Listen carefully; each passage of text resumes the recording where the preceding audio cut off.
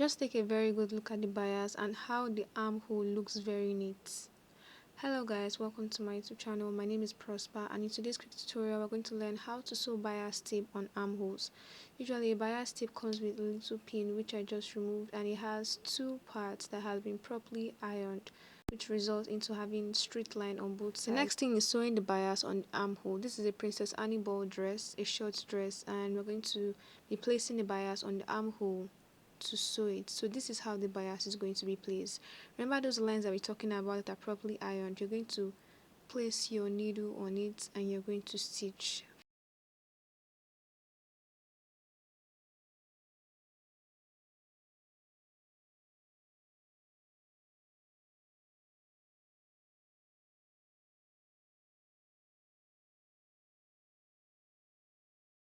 Now that we're done sewing, we're going to take out the dress from the machine.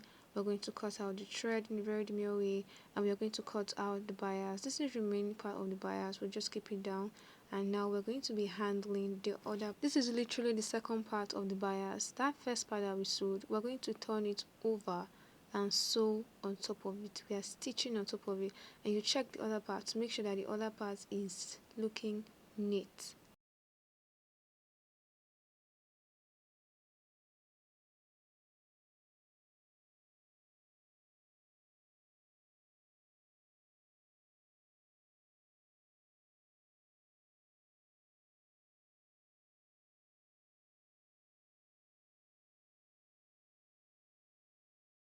Now that we're done with the armhole, just take a very good look at how the armhole looks neat and folded properly.